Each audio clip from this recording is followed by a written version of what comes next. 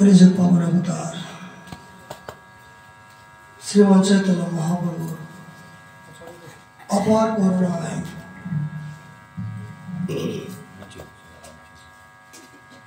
শ্রী শ্রী রাধা মদন মোহনজির চরণ প্রান্তে নিতাই গৌর সীতানাথের প্রসন্নতার জন্য পরম পূজনীয় শ্রদ্ধেয় গুরু মহারাজের আদেশ করবে আমাদের নিত্য নৈমিত্তিক হরি কথার আয়োজন। মহাপ্রভু প্রিয় পার্শ্বদ বর্জ শ্রী কৃষ্ণদাস কবিরাজ বিরচিত চৈতন্য চতামৃত আমাদের নিত্য নৈমিত্তিক শ্রবণ। তার পূর্বে আমারই দাদুগুরু পাঠক সম্রাট নিত্যানন্দ বংশভূতাংশ প্রভাত প্রাণ গোপাল গোস্বামী পাদের তৃতীয় উপলক্ষে তার জীবনের সম্বন্ধে আমরা কিছু আলোকপাত করার জন্য প্রিয়সী। যেহেতু আমরা নিত্যানন্দ বংশ, সেই পরিবারের আশ্রয় গ্রহণ করে তাদের অনুগত্য অনুসরণ এই মনুষ্য জীবনে যে পেয়েছি, এটা আমাদের জীবনে অনেক কিছু পাওয়া। এই জীবনে হয়তো ভজন সাধন নাই বা হোক, কিন্তু যদি মহাজন গতস্ব পন্থা, মহাজনগণ যে পথে করেছে গমন, সেই পথে যদি কেউ পড়ে থাকে, একদিন একদিন তাদের দয়া দৃষ্টি অবশ্যই পড়বে। ঠিক সেই পরম দয়াল নিতাই চাঁদের বংশে আমরা যে আশ্রয় পেয়েছি, সঠিক গন্তব্যস্থান পাওয়ার মতন এই জীবনে আমরা সুযোগ পেয়েছি, এটা আমাদের জীবনে অনেক কিছু পাওয়া। অনেক ভক্তপ্রবর বিভিন্ন প্রকার দিশেহারা, কোন পথ অবলম্বন করব, কাকে গুরুকরণ করব, কার কাছে গেলে আমি আমার বন্ধন মুক্ত হব, দুর্গা পুজো করব, কালী পুজো করব, দিক দিশেহারা। কিন্তু অহসৌভাগ্য, এই সম্প্রদায়ের এই যে অনেক গোস্বামী সন্তান, অনেক প্রভু সন্তান শুনতে পায়, কিন্তু প্রভাত প্রাণগোপাল গোস্বামী পাদের জীবনচরিত মধ্য দিয়ে আমরা সবচেয়ে দেখতে পাই তিনি জীবনে ভজন করেছেন। ভজনটা কি, সেটা নিজে আচরণ করে জগৎকে শিক্ষা দিয়েছেন। তার জীবনের প্রথম আদর্শ কি, তিনি ব্রহ্মমুহূর্তে উঠে একই আসনে 1 লক্ষ হরিনাম না করে তিনি কোনদিন জল গ্রহণ করতেন না। 1 লক্ষ হরিনাম পরিপূর্ণ না হওয়া পর্যন্ত জগতে কারোর সাথে কারো লেনাদেনা নাই। তার ভজনের নিত্য নিয়ম, রঘুনাথের নিয়ম যেমন পাশারে গড়া, ঠিক প্রভাদের জীবনের আদর্শ দেখতে পাই। তার একমাত্র ভজনটাই ছিল তার সর্বোপরি। আমরা এই সম্বন্ধে অনেক কিছু আমাদের সম্প্রদায়, আমার নিতাই চাঁদের যে আদর্শ এখনো পর্যন্ত তার পরম্পরা অনুযায়ী যেমন মেনে চলছেন, সিংহের মতন গর্জন করছেন, জীবনে সিংহের মতন গর্জন করার মতন এই জীবনে সৌভাগ্য আমাদের হয়েছে। কেন? এমন এক রাস্তায়, এমন এক পথে, এমন এক সম্প্রদায় নিতাই চাঁদ ঘুরতে ঘুরতে আমাদের আশ্রয় দিয়েছেন। আমরা সিংহের বাচ্চা, ঠিক প্রতিদিনই নেয় আমরা বৃন্দাবন মহিমামৃত প্রবরন্দ দাস সরস্বতী পাদের একটা শ্লোক আমরা চয়ন করার জন্য পিপাসিত। কেননা বৃন্দাবন হলেন ত্রিভুবনের সর্বশ্রেষ্ঠ ভূমি। একদিন সখীবৃন্দ কৃষ্ণকে বললেন, হে কৃষ্ণ, এই 84 করোড় বৃন্দাবন তো সবই পবিত্র, কিন্তু বলো তো তুমি 84 করোড় বৃন্দাবনের মধ্য দিয়ে সবচেয়ে তুমি কোন স্থানটা তোমার প্রিয়? তিনি বলেন মথুরা মন্ডল। কেন? এখানে আমার পিতা মাতাকে নিয়ে আমার জন্মগ্রহণ হয়েছে, যেহেতু আমার জন্মসূত্রে মথুরা মন্ডল, এখানে আমার সর্বোপরি।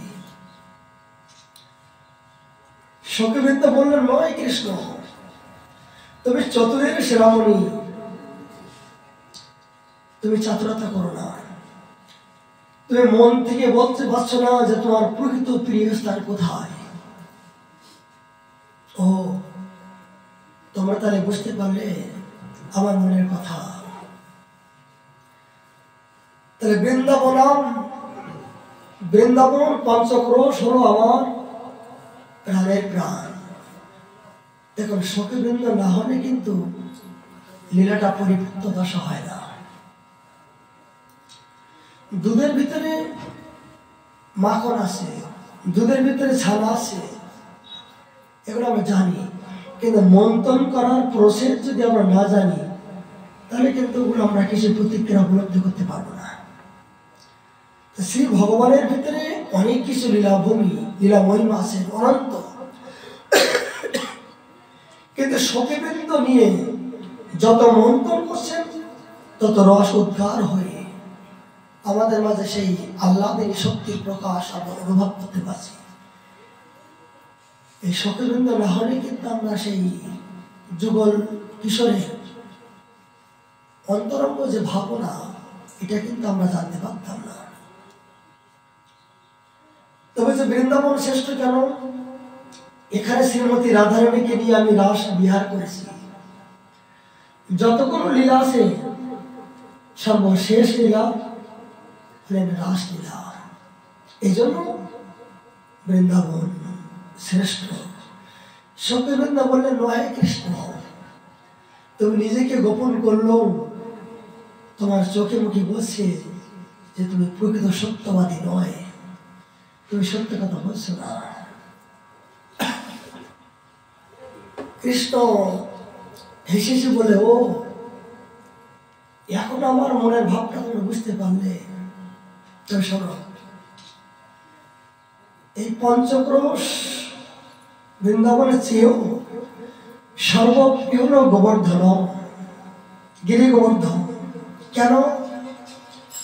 বলে 7 রাত 7 দিন এই 84 করোশের মুকুটমণি আমার ব্রজবাসীদেরকে রক্ষা করার জন্য আমি কেড়ে আঙুলের ভিতরে রেখে তাদেরকে আশ্রয় দিয়েছিলাম। এই জন্য গোবর্ধন হলো আমার অহসৌভাগ্য, আমার প্রাণ প্রাণ।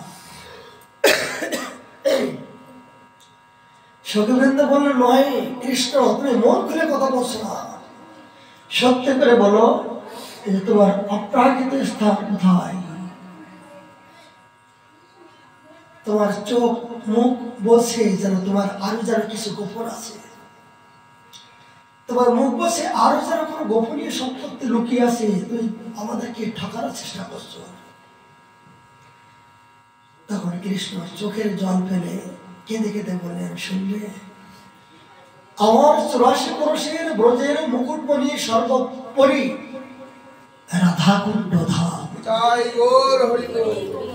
রাধাকুণ্ড, শ্যামকুণ্ড, গিরি গোবর্ধন, মধুর মধুর বংশী বাজে, এই তো বৃন্দাবন।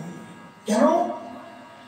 রাধাকুণ্ড শুধু রাধাকুণ্ড নয়, শ্রীমতী রাধারানী স্বরূপ। যে রাধাকুণ্ডে একবার করে স্নান, কৃষ্ণ তাহারে করেন রাধা রানী সম্প্রেম দান। অহেতুক প্রেম, সমস্ত প্রেমের প্লাবিত রাধাকুণ্ডের একটা জল নয়। রাধাকুণ্ডের জলকে যদি জল মনে করি আমাদের ভুল হবে। কৃষ্ণ বিরহের যে কাতরতা, যে প্রেমের বিগলিত চোখের জল, সেই একটা একটা চোখের জল স্বরূপ হলেন সেই রাধাকুণ্ডের জল। সখীবৃন্দ, আমি নিত্য নিত্য নিত্য নৈমিত্তিক 12 দণ্ডকাল ইহানে আমি অবস্থান করি এবং সেই শ্রীমতী রাধারানীর সাথে সর্বদা এখানে বিহার মন খুলে পরম আনন্দে আমি জল চয়ন করি, ফুল চয়ন করি, পাশা খেলা করি, দ্রুতা খেলা করি, ভোজন করি, আমি শয়ন করি ইত্যাদি। নিত্য নৈমিত্তিক 3.5 ঘন্টা কাল 12 দণ্ডকাল আমি নিত্য নৈমিত্তিক শ্রীমতী রাধারানীর সাথে পরম আনন্দে ইহানে স্থানে আমি সর্বদা বিরাজ করি। তখন সখীবৃন্দ বলে, ও শ্যাম, আমরা তো এইটুকু তোমার মনের খবরটুকু জানার জন্য তো আমাদের এই প্রতিক্রিয়া। তোমার এই প্রকৃত মনের খবরটা জানার জন্য আমাদের এত উৎকণ্ঠা। জানো শ্যাম, আমার প্রাণের প্রাণ তোমাকে আমি চাই না। শ্যাম, তুমি যদি আমাদেরকে চুম্বন করার জন্য, আলিঙ্গন করার জন্য ছুটে আসো, তোমাকে আমরা বহিষ্কার করতে চাই, তোমাকে আমরা চাই না। বলে, কাকে চাও?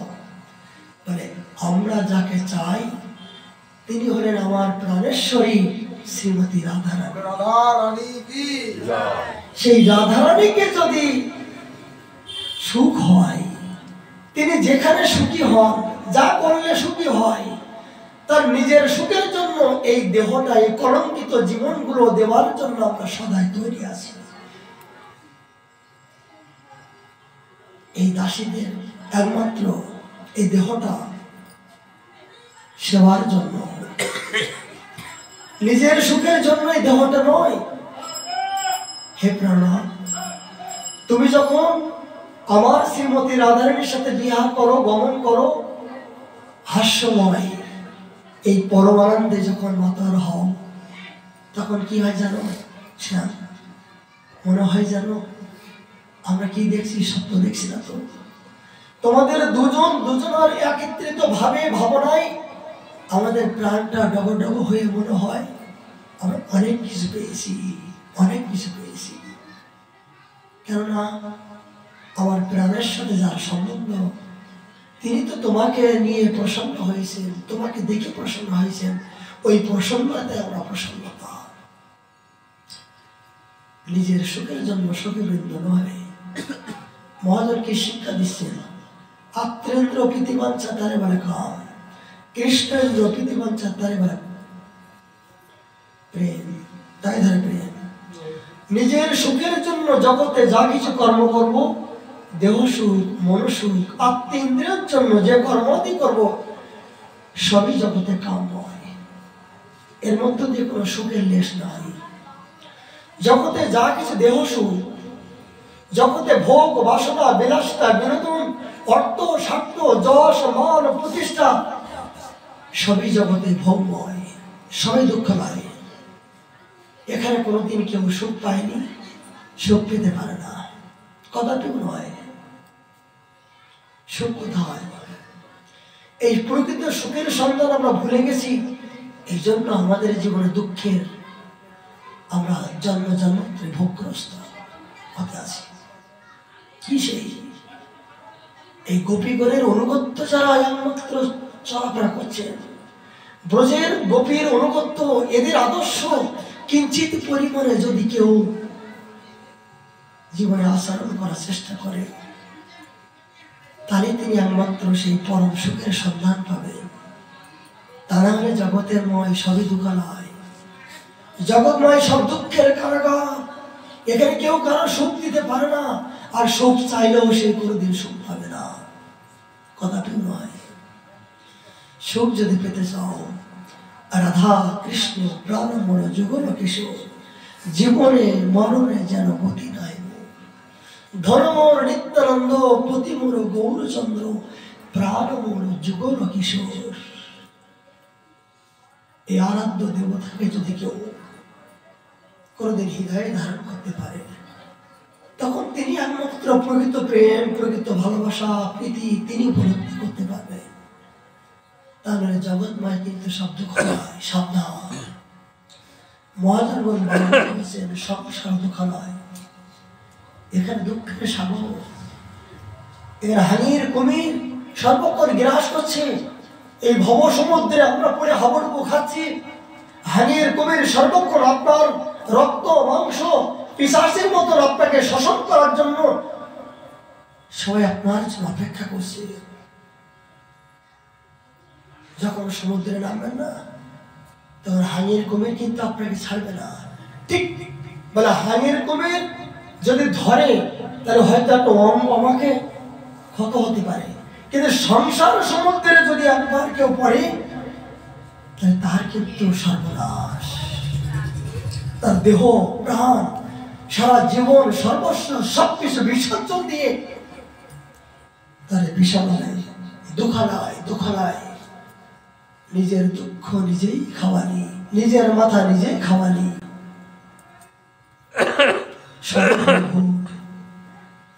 এই জন্য এখনো যদি তোরা ঘুমানোর চেষ্টা করিস না, হে বদ্ধ জীব, এখন তোদের জ্ঞান বিবেক চিন্তা চেতনা বুদ্ধি সচেতন হ। তোর এখনো নিতাই গৌর সীতানাথে চন্দ্রাশ্রয় কর। এখন হরি ভজন করার জন্য মনুষ্য জীবনের যে জন্য পেয়েছি সেই জন্য তোরা প্রস্তুতি হ। তাহলে কিন্তু উপায় নাই, পালাইবার পথ নাই। যমরাজ কিন্তু অপেক্ষা করছে, অপেক্ষা করছে সেই আরো পবিত্র বৃন্দাবনে রাধাকুণ্ডের তটে ত্রিভুবনের সর্বশ্রেষ্ঠ ভূমিতে বসবাস করুক।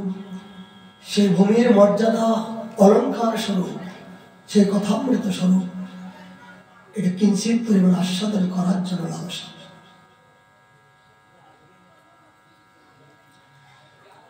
সরস্বতী পাঠ নবম শতকম থেকে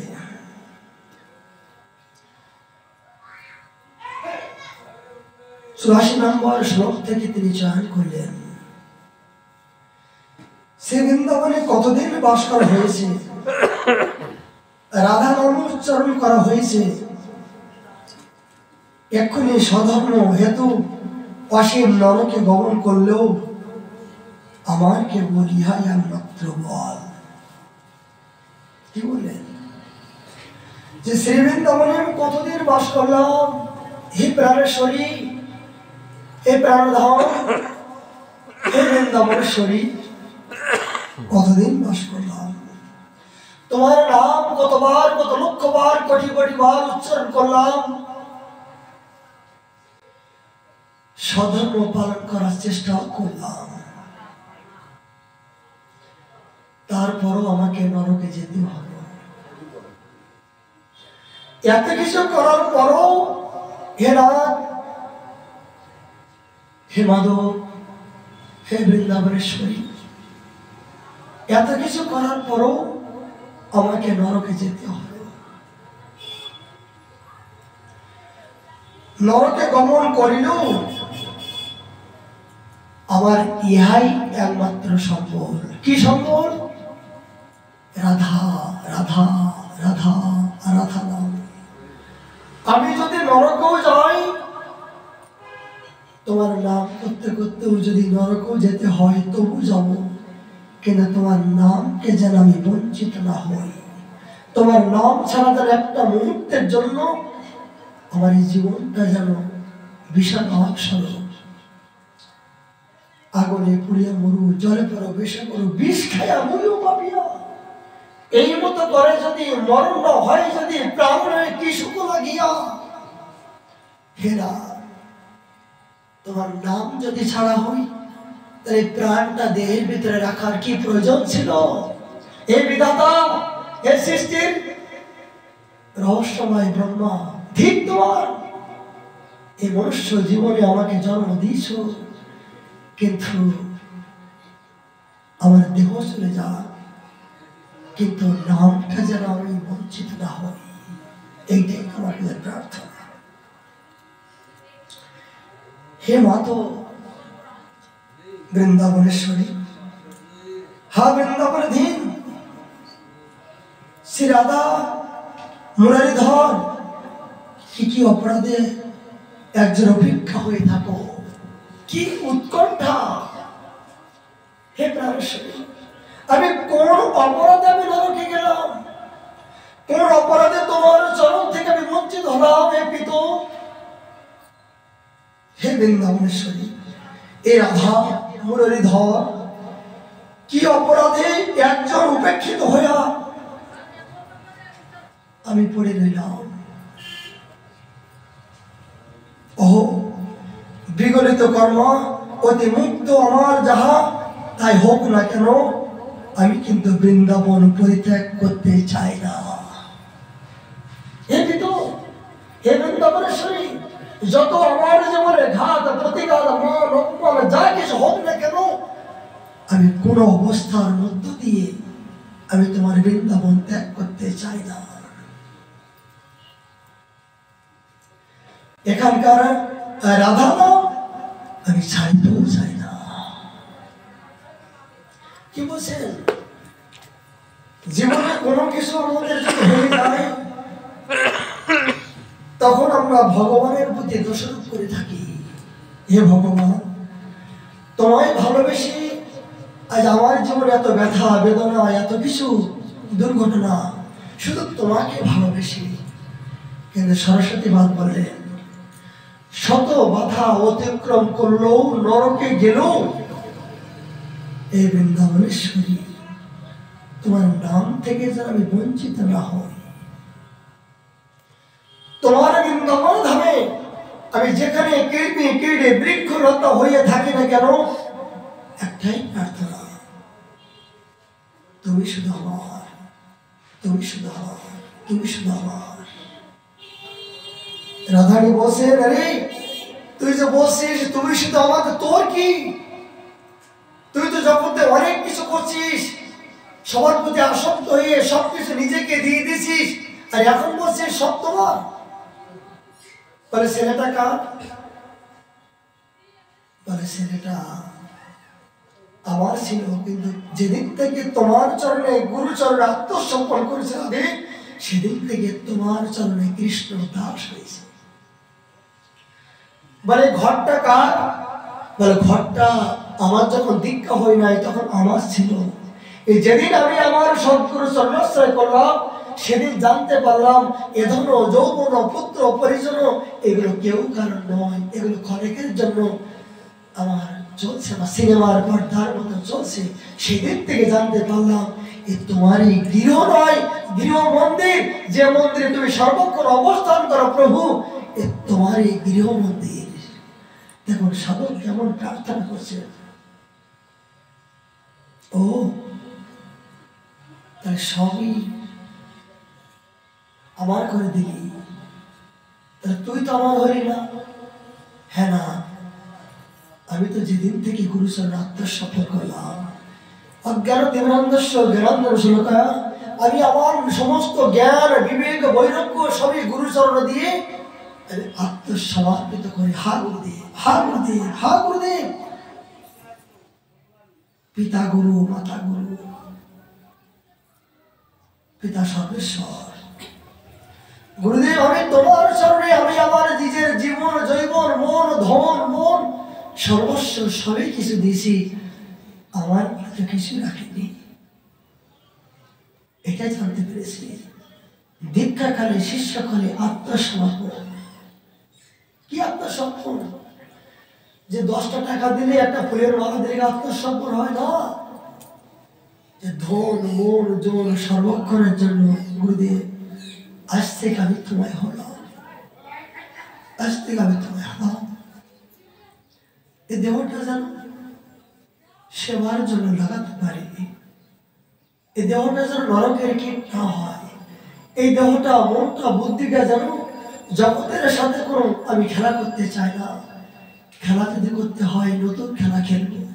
হে গুরুদেব, তুমি আমাকে যে আজ্ঞা করবে সে আজ্ঞায় যেন আমি জীবনে এই আশীর্বাদ মনে করে আমি আমার জীবনের চলার পথটা যেন আমি সুগম করতে পারি। এই হলো সাধক জীবনের উৎকণ্ঠা। এই হলো সরস্বতী বাদের বৃন্দাবন ময়নামৃত, তিনি বৃন্দাবন বাস করে এই জাতীয় সাধকের উৎকণ্ঠা যতক্ষণ না হবে ততক্ষণ পর্যন্ত বৃন্দাবনে বাস করুক, সেই অপ্রাকৃত রাজ্যে আমি প্রবেশ করতে পারবো না। বৃন্দাবন, আমায় তুমি রক্ষা করবো, আমায় তুমি রক্ষা করবো।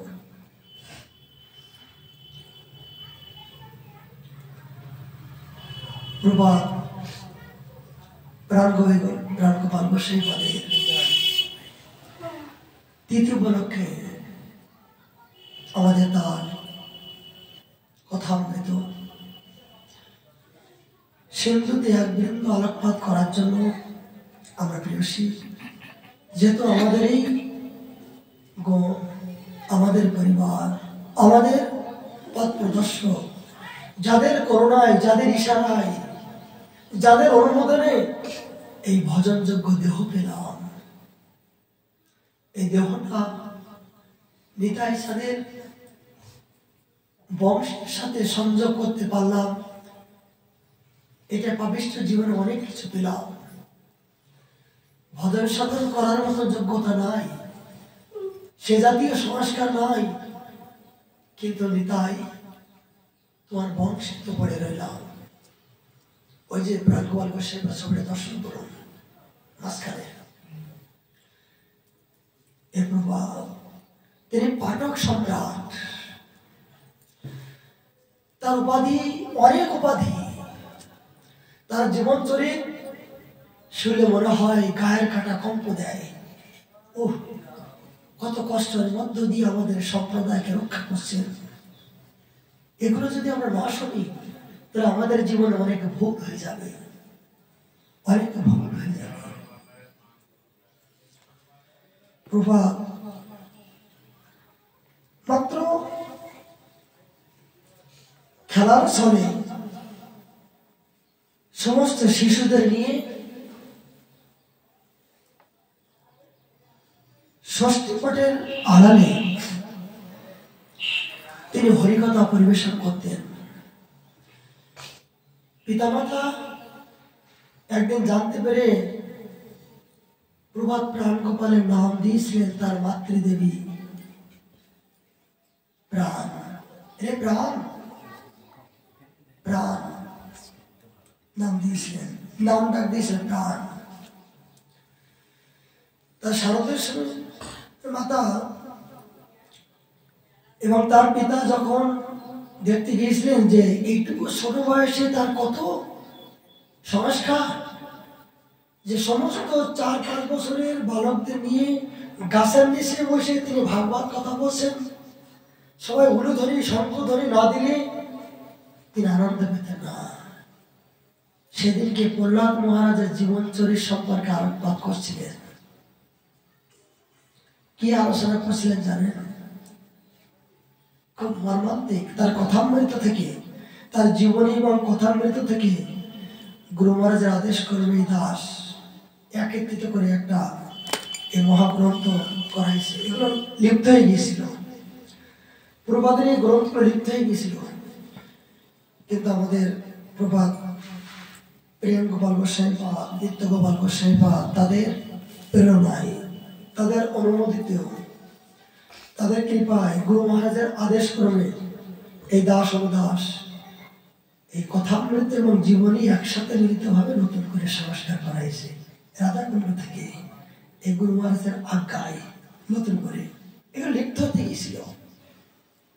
একদম প্রাচীন গ্রন্থ পেয়েছিলাম, একটাই মতো গ্রন্থ পেয়েছিলাম, অনেক কঠিন ভাবে এগুলো করাইছে। এগুলো আমাদের সম্পত্তি।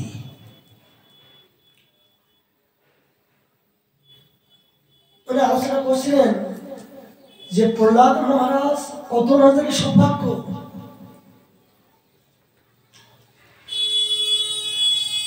ভগবানকে বললেন, প্রভু তুমি আমার জন্য এই রূপ ধারণ করে এসেছো, আমি তোমার কাছে কি চাইব? কিছুই চাই না। ভগবান বলেন, দেখো প্রহ্লাদ, আমাকে প্রসন্নতা করার জন্য পারলে আমার এই যে দৃশ্য, আমার এই যে রূপ, গর্জন মুখে তীরগোপন আমি গর্জন করে কম্পিত করে তছনছ করে দিতে পারতাম। আমার হুঙ্কারে জগতে অনেক প্রকার আমি অবতার হয়েছি, কিন্তু ইহেন হিংস্র অবতার আমি হই নাই। আমার হুঙ্কারে সমস্ত ব্রহ্মতল পর্যন্ত ফেটে যাওয়ার মতন সামর্থ্য হতো। এমনকি আমাকে সান্ত্বনা দেওয়ার মতন স্বয়ং ব্রহ্মা, পিতামহ ব্রহ্মা পর্যন্ত এসেছিলেন, ভোলে বাবা পর্যন্ত এসেছিলেন। এমনকি আমার পদসেবক লক্ষ্মী দেবী, তিনিও আমাকে সম্বরণ করার চেষ্টা করছিল, কিন্তু কারোর কথা আমি সম্পন্ন হই নাই। যেদিন যখন আমি তোমাকে দেখেছি, তোমার অহম ভক্ত, তোমার মতন ভক্তকে দেখার পরে আমার সমস্ত ক্রোধ গেল এক মুহূর্তের জন্য জলাকার হয়ে গেল। পিতামহ ব্রহ্মা, লক্ষ্মী, ইন্দ্র, পবন, জগতের সবকিছু আমার সামনে ছিল বটে, কিন্তু এদের দেখি আমার এই ক্রোধ আমি নিয়ন্ত্রণ করতে পারিনি। প্রহ্লাদ, তোমার মতন ভক্তকে দেখে আমি আমার সবকিছু, আমার ক্রোধ কখন চলে গেল আমি নিজেই জানতে পারলাম না। তুমি জানো না আমি ভক্তকে কত ভালোবাসি। তুমি ৫ম বছর বয়সে জঙ্গলে গিয়ে যেভাবে ভজন করে জগৎকে শিক্ষা দিলে, আমি তো তোমার চরণ বন্দনা করি, অহম ভক্ত। এই জন্য তোমার কাছে আমি প্রসন্নতা ঋণী। ভগবান ভক্তের কাছে ঋণী হয়, আর এই ঋণ শোধ করার জন্য আমি এসেছি। বললেন, প্রভু কি ঋণ? তোমাকে পেতে গেলে সাধনায় পাওয়া যায় না, তপস্যায় পাওয়া যায় না, আর তুমি সামান্য ৫ম বছরের বালকের কাছে তুমি ঋণ? হ্যাঁ ঋণ। তুমি যে আমার জন্য কত কিছু করেছো, আমার তো কোনো কিছু করতে ইচ্ছা হয়, আমার তো কোনো কিছু করতে ইচ্ছা হয়। তার মানে জগৎ থেকে আমার ভক্তের মহিমা যদি আমি বৃদ্ধি না করি, তাহলে আমার নাম জগতে কেউ করবে না, আমার ভজন কেউ করবে না।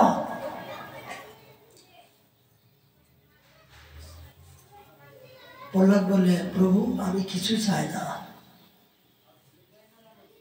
তাই বলে হবে? প্রহ্লাদ, তুমি এখন নয় সাধু হয়েছো, তপস্যা করেছো, পূর্বের কথা ভুলে গেছো, কিন্তু আমি কিন্তু ভুলি নাই। তোমাকে মনে মনে কিন্তু অনেক চাওয়া ছিল, রাজা হবার ইচ্ছা ছিল, অনেক ধনবান হবার ইচ্ছা ছিল। সত্যি করে বলো তো, তুমি আজ ভুলে গেলেও আমি কিন্তু ভুলি নাই। তুমি শোনো, তুমি যেগুলো চেয়েছিলে এগুলো তুমি আগে নিয়ে নাও, আর এখন যেগুলো সাধন করছো এগুলো জমা থাকছে, ওগুলো খণ্ডন হলে ভোগ করার পরে এগুলো তোমার ভিতরে প্রবেশ করবে। বললেন, প্রভু কেউ কাজ খোঁজ করতে করতে যদি হীরার সন্ধান পায়, তাহলে কি কাজের কি কোনো প্রয়োজন আছে? আমি চাই না। ভগবান যেন ব্যথিত, ভক্তকে দেওয়ার জন্য ব্যথিত। বললাম, শোনো, কোন মা যদি ছোট বাচ্চাকে স্তন দেওয়ার জন্য স্তনের মধ্য দিয়ে পরিপূর্ণ দুগ্ধ দিয়ে সন্তানের কাছে আসে, সেই সন্তান যদি স্তন যদি চুম্বন না করে, সেই মায়ের দশা কেমন হয় জানো? যন্ত্রণাদায়ক হয় না? ব্যথিত হয় না? আমার তেমন ব্যথা হচ্ছে। কেন? আমি যে তোমার কাছে ঋণী আছি, তোমার কাছে দায়বদ্ধ আছি, এগুলো শোধ না করা পর্যন্ত মায়ের মতন আমি ব্যথিত হয়ে আমি কষ্ট পাবো। তুমি কি চাও আমাকে কষ্ট দিতে? তখন বলে, না প্রভু, আমি তোমার চরণ প্রান্তে এই চরণ ধরে পাওয়ার জন্য ব্রহ্মাদি দেবতা অপেক্ষা করছে, আর পেয়েও তোমাকে কষ্ট দেব এতটুকু দুঃসাহস আমার নাই। দাও প্রভু, কি চাও? বলে, দিতে পারবে তো? অবশ্যই। ভক্তি, মুক্তি, স্পৃহা, পিশাচি যা চাইব তাই দেব। বলে, না প্রভু, তোমার কাছে এগুলো চাইলে না চাইতে পাওয়া যায়। মান, যশ, প্রতিষ্ঠা, ধন, সম্পত্তি এগুলো না চাইতে এমনি পারে। একটু হরিনাম করুন না, একটু ভজন করুন, দেখবেন এগুলি এমনি আসবে। কিন্তু ভক্তি পেতে গেলে আপনাকে পরীক্ষা দিতে হবে। কি বললেন? প্রহ্লাদ মহারাজ বললেন, সুন্দর কথা। বলেন, প্রভু, আমার এই জগৎ সংসারে 5 জন স্ত্রী আছে। 5 জন স্ত্রী, আমার বিবাহিত 5 জন স্ত্রী। ভগবান বললেন, রে সারা জীবন ব্রহ্মচারী, 5ম বছরে বলো তোমার 5 জন স্ত্রী কোথা থেকে আসলো? তবে সেই স্ত্রীর নামগুলো শুনবে। দেখুন কি বুদ্ধিদাতা। যেজন কৃষ্ণ ভজন করে সে বড় চতুর। 5ম বছরে বালক ভগবানকে পর্যন্ত পরাজয় স্বীকার করছেন, করতে বাধ্য হচ্ছেন। ভগবান বলেন, কি বললো প্রহ্লাদ? 5ম বছরে বালক, তুমি বিবাহ করছো, তোমার স্ত্রী আছে, তুমি আমাকে ধোকা দিচ্ছ? বলে, হ্যাঁ। বলে, এ কোনো সাধারণ স্ত্রী নয়। জড়জগতে স্ত্রী তো কিছু সম্পত্তি দিলে, অর্থ দিলে তারা চলে যায়, কিন্তু এই স্ত্রীগুলো সম্পত্তি, অর্থ, ধন কোনো কিছু দিলে যায় না। তারা আমার দিনকা ডাকিনি, রাতকে বাকিনি, পলকে পলকে মুহ চষে আমার জীবনকে সর্বনাশ যতক্ষণ পর্যন্ত না করবে, যতক্ষণ পর্যন্ত আমি চিতায় না যাব, ততক্ষণ পর্যন্ত এই বাঘিনী স্বরূপ আমাকে গ্রাস করছে। ভগবানের মাথা করে যাচ্ছে যে 5ম বছরে ভালো এত বড় কথা বললেন, যে তার স্ত্রীর নাম কি? এ প্রহ্লাদ, তোমার স্ত্রীর নাম কি? বলে, শুনবে, কাম, ক্রোধ, লোভ, মদ, মাৎসর্য। এই কজন স্ত্রী আমাকে ঢোকে ঢোকে ঢোকে ঢোকে সর্বস্ব সবকিছু নিঃস্ব রিক্ত করছে। এরা আমার এখনো কামের গন্ধ গেল না। আমি যখন সংসারে যখন তোমায় ভজন করতে যাই, যেমন নারদ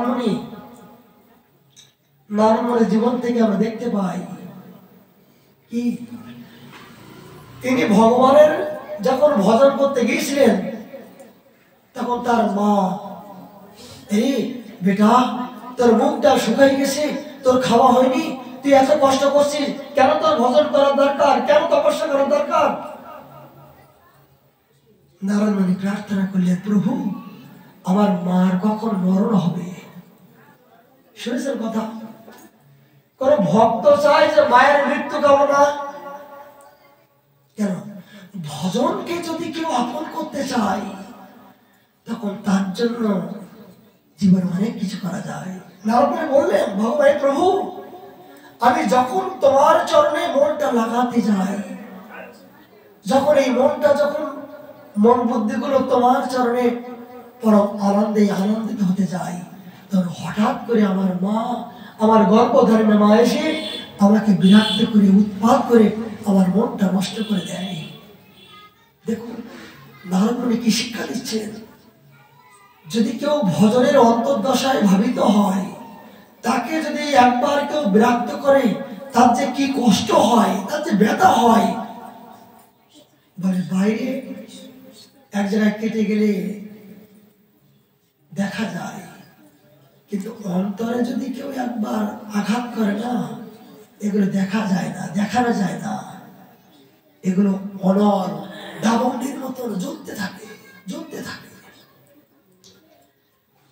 নারদ মুনি বললেন, প্রভু, হে নাথ মধুসূদন, যখন আমি তোমায় চরণে আত্মসমর্পণ করি, নিবেদন করি, তোমায় পাওয়ার জন্য যখন ওইখান থেকে মনটা তোমার জন্য লাগাতে যাই, আমার গর্ভধারিণী মা এসে আমাকে পথভ্রষ্ট করে দেয়। এ প্রভু, আমার মার মরণ কখন হবে, আমার মার মৃত্যু কখনো দেখবো, ইহার কথা আমি চাই না যদি আমার কৃষ্ণ ভজনে বাধা সৃষ্টি করে।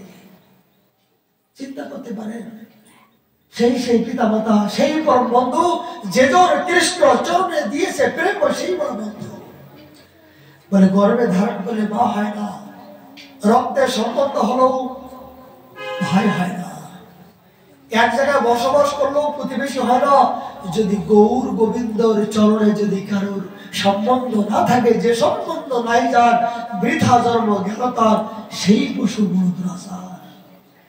যে সম্বন্ধের সম্বন্ধ না হইল বিলাস, সে সম্বন্ধ না পাইয়া কান্দি নরোত্তম দাস। সম্বন্ধ যতক্ষণ পর্যন্ত না হবে জগতে, তার কোনদিনের জন্য ওই পরম ধন পাওয়ার ইচ্ছা করা যাবে না। এই জন্য সম্বন্ধ করিয়া ভাজে কৃষ্ণ তারে নাইতে যে আর সম্মানে অকারণে। কেন গৌকরণ করতে হয়, কেন সৎসঙ্গ করতে হয়, কেন সাধুর পাশে আসতে হয়? বলে যাওয়া আসা করতে করতে একটা সম্বন্ধ হয়ে যায়, ভালোবাসা হয়ে যায়, প্রীতি হয়ে যায়, স্নেহ হয়ে যায়, তখন মনটা বিগলিত হয়ে যায় তাদের প্রতি। এই গুরু বৈষ্ণবকে যদি হৃদয়ে ধারণ করতে পারি কোনোদিন, যদি হৃদয়ে এই পাষাণ হৃদয়টা যদি তাদেরকে যদি বুকের মাঝে রাখতে পারি, তখন এই পাষাণ হৃদয়টা গলে যাওয়ার সম্ভাবনা আছে। তারা হলে জন্ম জন্মাচিত, এই জড়জগতে এমন কোন বস্তু নয় পাষাণে কুটিব মাথা, পরলে পশিব, গৌরাঙ্গের গুরুবিধি কোথায় গেলে পাবো? এই গৌরাঙ্গের গুরুবিধি পেতে গেলে সাধু সঙ্গ, হরিকথা শ্রবণ যতক্ষণ না করা হবে, ততক্ষণ এই হৃদয়রূপী পাষাণটা বলবার সম্ভাবনা নয়। এই জন্য প্রহ্লাদ মহারাজ বললেন, এনা এই কাম, ক্রোধ, লোভ, মদ, মাৎসর্য, এই 6 জন স্ত্রী আমাকে আরেকটা দৃষ্টান্ত দিলেন। আচ্ছা প্রভু, একজনের যদি 6 জন স্ত্রী হয় আর একটা যদি স্বামী হয়, কেউ হাত ধরে টানছে, কেউ পা ধরে টানছে, কেউ কান ধরে টানছে, কেউ নাক ধরে টানছে, তাহলে সেই পতি দেবতার সেই স্বামীর কি অবস্থা হয়? এই জড়জগতের দৃষ্টান্ত নয়। বলে সেই অবস্থা কেমন হয়? ভগবানের মাথা ঘুরে যাচ্ছে। ভক্তের এই দৃষ্টান্ত শুনে ভগবানের মাথা ঘুরে যাচ্ছে। 5ম বছরের বালক এত বড় কথা কোথা থেকে জানলো? বলে প্রভু, আমার সেই দশা, আমি একমাত্র স্বামী, আর এই স্ত্রীগুলো আমাকে বিভিন্ন অঙ্গ প্রত্যঙ্গ ধরে বিভিন্ন দিকে কামিনী কাঞ্চনের দিকে নিয়ে যাচ্ছেন। কাম, ক্রোধ, লোভ, মদ, মাৎসর্য, আপন আপন স্থানে প্রীতি, সবাই টানে, সবাই যেন আমাকে বারবার ধরে টানছে। কেন চাইবো তোমার কাছে, চাইবো, দিতে পারবে? বলে আমি তো দেব, কিন্তু তোমার এইটুকু বয়সে যদি এই কথা হয়, আমি তোমার কাছে তো পরাজয় স্বীকার করতে যাচ্ছি। বললাম, বলে না প্রভু, তুমি সর্বসমর্থবান, কি পরাজয়? বলে প্রভু, কাজ কাজ করতে করতে হেরা সন্ধান যদি পেলাম, তাহলে তোমার কাছে স্বর্ণগত ভক্তের বিনাশ হবে। এইটুকু দিও যে তোমার চরণে এই স্মরণ থেকে যারা বঞ্চিত না হই, তোমার চরণ থেকে একটা মুহূর্ত, তাহলে একটা ক্ষণকাল যেন তোমার এই স্মরণ, বন্ধন, পূজন, পদসেবন, তোমার ভক্তের সঙ্গে যেন তোমার স্মরণ সর্বক্ষণ আমি থাকতে পারি। এই জাতীয় এই কামিনী কাঞ্চন, স্ত্রী, পুত্র, বন্ধু বান্ধব, কাম, ক্রোধ, লোভ, মদ, মাৎসর্য আমাকে যেন কেউ বিরক্ত না করে, আমাকে যেন তছনছ না করতে পারে। আমি যেন সদাই তোমার কথার মধ্য থেকে, তোমার পরমানন্দের মধ্য যেন আমি হাবুডুবু করতে পারি। কি বলে বললেন সৎসঙ্গ। ধ্রুব, প্রহ্লাদ, সুখ সবাই বললেন সৎসঙ্গ।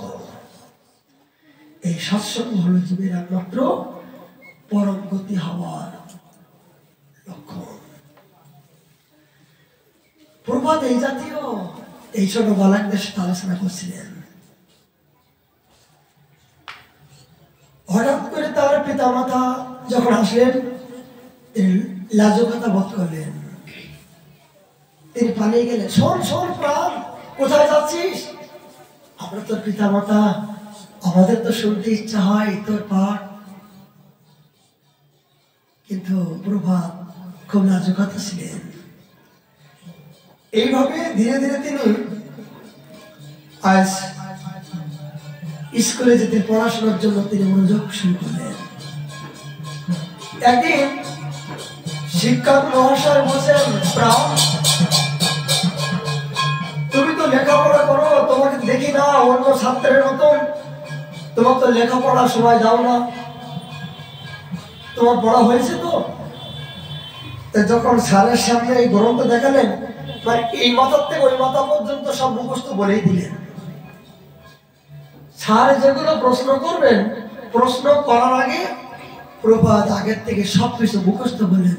স্যার অবাক হয়ে গেলেন, কিরে এতদিন একটা বছর তপস্যা করো, এগুলো মুখস্থ করতে পারে না, আপনি বিনা দেখে সব বললি? বলে প্রভু বললেন, এগুলো আমার আগের থেকে পড়া আছে। কি বললেন? স্যার, আপনি আমাকে যা শিক্ষা দেবেন, আপনি আমাকে যা পড়াবেন, এগুলো আমি আগের জন্মে পড়ে এসেছি। এর জাতরাতি তো নিতাই সাথে বংশ, শুধু লোক শিক্ষা দেবার জন্য মানব রূপ ধারণ করে তিনি অবস্থান করছেন। তার মেধা যেখানে যেতেন তার জয় জয়কার। এমনকি তার ছোটবেলার স্বভাব ছিল, কোন প্রতিবেশীর গাছের ফল তিনি চুরি করতেন, ঠিক ভগবান শ্রীকৃষ্ণের মতো। না বলে কয়ে কারোর ঘরের ফল, কারোর ঘরে না বলে কোনো কিছু দ্রব্য তিনি চুরি করে নিয়ে আসতেন। কিন্তু অনেক কিছু ঘরে চুরি করতেন, বিরক্ত করতেন, কিন্তু তার উদ্দেশ্য ছিল কি? যা কিছু চুরি করে নিয়ে আসতেন সবকিছু ভগবানের গোপালের ভোগ লাগিয়ে তিনি পেতেন। এইভাবে সারদা সুন্দরী মায়ের কাছে নালিশ করত, মা, তোমার প্রাণ আমার ঘরে, আমার বাগানের থেকে চুরি করে নিয়ে আসছে, ঘরের থেকে চুরি করে নিয়ে আসছে। মা বললেন, প্রাণ, তোর এই জাতীয় নারী শুনতে শুনতে আমার আর ভালো লাগে না, আমি কি করবো? বলে, মাগো, আমি চাঁদার ঘরে চুরি করি না। উনি বলেন, আমি যাত্রাটা চুরি করি না, যারা ঠাকুর দেবতাকে কিছু দেয় না, কেবল নিজের ইন্দ্র সেবার জন্য উদারতা ভোগ করে, আমি সেখানে যেয়ে চুরি করে করে তাদেরকে বঞ্চিত করার চেষ্টা করি। আমি জীবের কল্যাণের জন্য। মাগো, ওদেরকে জিজ্ঞাসা করে দেখো তো, ওরা মনে মনে আমাকে ডাকে কিনা, মনে মনে আমাকে ভালোবাসে কিনা। ওরা আমাকে ভালোবাসে বলে আমি সেই ঘরে যাই, আমি অন্য ঘরে তো যাই না। মাগো,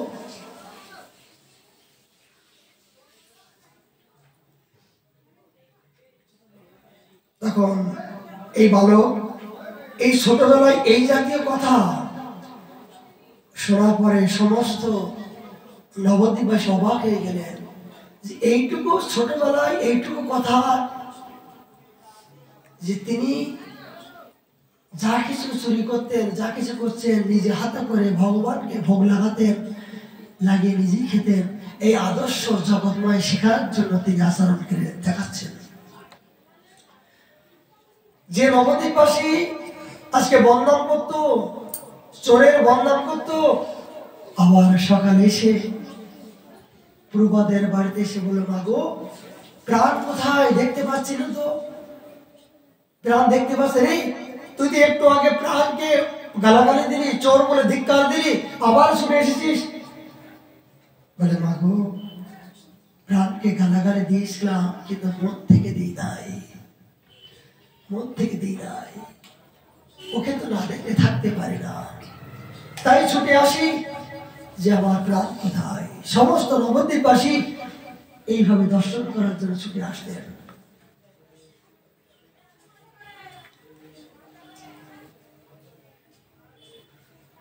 প্রভাত তার উন্নতি করার জন্য অনেক গরিব অসহায় ছিলেন। তার মাতা এত গরিব যে মাতা শারদা সুন্দরী মাতা শিষ্যের বাড়িতে গিয়ে বিভিন্ন অনুষ্ঠানে এই প্রভাত ছোট কোলে করে নিয়ে তিনি শিষ্যের বাড়ি যেতেন। প্রভাতের এই লাবণ্য, তার যে রূপ দেখা মাত্রে সবাই আকৃষ্ট হতেন। ও মাতা বলতেন, আমার প্রাণ কেমন করে মানুষ করব, এখানে মানুষের মতো মানুষ করতে হবে, একে পড়ালেখা করতে হবে, কিন্তু আমার তো কোনো অর্থ নাই, কেমন করে মানুষ করব। মা যুতেশ্বরী মাতা গোস্বামিনী প্রভাত এই প্রাণ গোপালের আদর করে নাম রাখেন পরাণ। পরাণ, প্রাণ গোপালের নাম রাখতেন পরাণ। পরাণ বলে তিনি নাম রাখতেন। তিনি এইভাবে সমস্ত শিষ্যের বাড়িতে তিনি বিচরণ করতে করতে প্রভাতের বয়স যখন 11 বছর, তিনি অধ্যয়ন সহপাঠী সহ খেলাধুলা করতে শুরু করলেন। হঠাৎ করে এই পড়ার প্রতি তার অতিরিক্ত মনোযোগ, তিনি যা কিছু পড়তেন, যা কিছু দেখতেন, অপলক নয়নে তিনি অনুভব করতেন। দেখুন, আমরা অনেক গ্রন্থ অধ্যয়ন করি, অনেক ছাত্ররা লেখাপড়া করে, যে সকাল থেকে পড়তেই আসে কিন্তু মুখস্থ হচ্ছে না। মানে জোরে জোরে পড়ছে, কেন পড়ছে? যে মা বাবা যারা দেখে যে আমি পড়ছি, মা বাবাকে দেখানোর জন্য পড়ছে, কিন্তু মনটা কিন্তু অন্য জগতে। এই মনটা যদি অন্য জগতে থাকে, আপনি যতই পড়েন ওই জীবনেই আপনার অন্তরঙ্গে বসাতে পারবেন না। কিন্তু যদি ঐকান্তিক ভাবে মনটা যদি আপনি নিখুঁত ভাবে ভিতরে প্রবেশ করতে পারেন, তাহলে 10 ঘন্টা পড়াশোনা করা লাগবে না, 1 ঘন্টা পড়লে আপনার 10 ঘন্টার চেয়ে বেশি আপনি সম্পত্তি অবলম্বন করতে পারবেন। প্রভাত তার জীবন থেকে আমি দেখতে পাই ঐকান্তিক ভাবে এক মনে তিনি লেখাপড়ার প্রতি তার এত আবিষ্ট ছিল। একদিন তার গ্রামে একজন বাইজি এসছেন, বাইজি নর্তকী। এই বাইজি নর্তকী তিনি হেলিয়ে দুলিয়ে বিভিন্ন প্রকার সুরে তিনি কীর্তন করছেন। সমস্ত সহপাঠী বন্ধুগণ বললেন, প্রভু এই প্রাণ চল না, পাশের বাড়িতে একজন বাইজি এসছে, ভালো কীর্তন করছে, চল তোরা যা, আমার এখন সময় নাই, আমাকে এখন পড়তে হবে। জানেন, প্রভুপাদের জীবন থেকে কত কঠিন ভাবে এত অভাব ছিল। তৎকালীন দিনে এই রাস্তার পাশে ঘর ছিল, এই কারেন্টের আলো রাস্তায় জ্বলত, সেই আলো দেখে তিনি গ্রন্থাধ্যয়ন করত। এত অসহায়, তেল কেনার মতন তৎকালীন দিনে কারেন্ট ছিল না, তেল কেনার মতন সামর্থ্য ছিল না। এইভাবে তিনি আজ পড়াশোনা করে ঐকান্তিক ভাবে তিনি পাঠক সম্রাট হলেন, সমস্ত ভারতকে জয় করেছেন। তার জীবন চরিত্রে আমরা দেখব। তার বলে না আমার সময় নাই, কিন্তু হঠাৎ করে যেন সেই বাইজির এই সুরটা যেন কানে আসছে। তিনি মনে করলেন এই সুরটা যেন কোথায় শুনেছি, কে যেন আমাকে ডাকছে,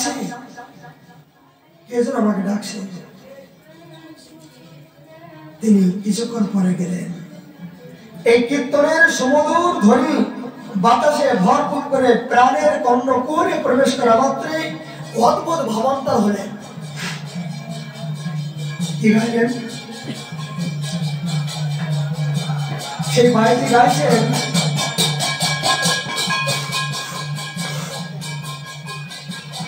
সে বাইজি হেলিয়ে দুলিয়ে কি রূপ হেরিল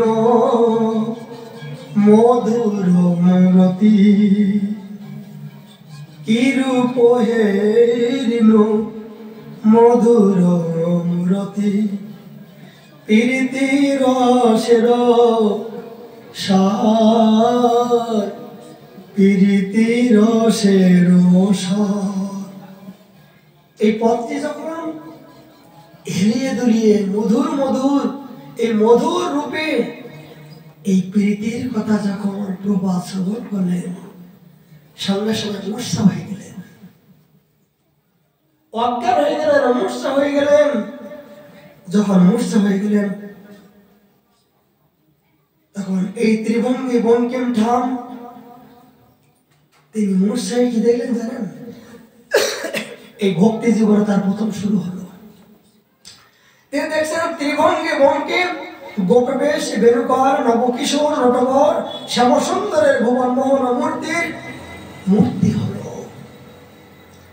কিরূপে হেরিল এরা, তুমি আজ হেলিয়ে দুলিয়ে তুমি ব্রজবাসীকে যেভাবে তুমি মোহিত করেছো, সেই ভাবটা তার ভিতরে স্ফুরিত হলো। সেই স্ফুরিত হবার সঙ্গে সঙ্গে তিনি সেইভাবে অন্তর হয়ে তিনি মূর্ছিত হয়ে গেলেন। হবারই কথা, যারা ভাব রাজ্যে প্রবেশ করেন তার এই জগৎ, এই জড়জগতের দৃষ্টি দিয়ে কেউ চলাফেরা করেন না। একজন গুরুদেবের পাশে একজন শিষ্যা অপরূপ সুন্দরী নারী রমণী, সুন্দর জ্যোতি সুন্দরী রমণী, তাকে নিয়ে আসেন।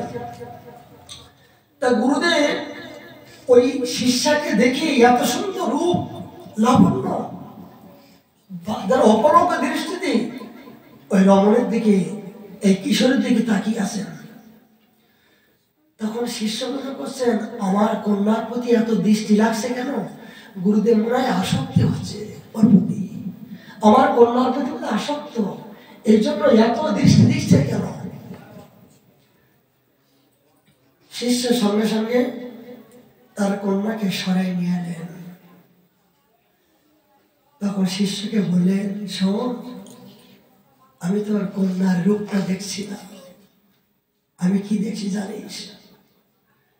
তোর কন্যার যে এত সুন্দর রূপের মাধুরী, এত সুন্দর তার জ্যোতি, এত সুন্দর তার গরম, এই সুন্দরের সুন্দর যিনি তোর এই সন্তানকে সৃষ্টি করেছেন, যে বিধাতা তোর এই কন্যাকে জন্ম দিয়েছেন, সৃষ্টি করেছেন, হাত দিয়ে গরম করেছেন, সেই বিধাতা না জানি এসছে কত সুন্দর।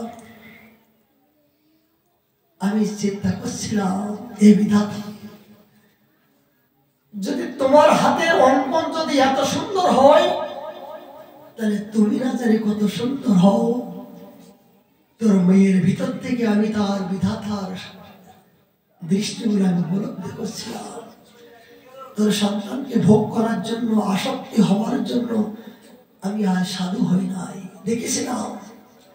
ঠিক প্রভাত ভাবান্তর হলেন, বাইজিকে দেখা মাত্রই তিনি ভাবান্তর হলেন, মূর্ছিত হয়ে গেলেন।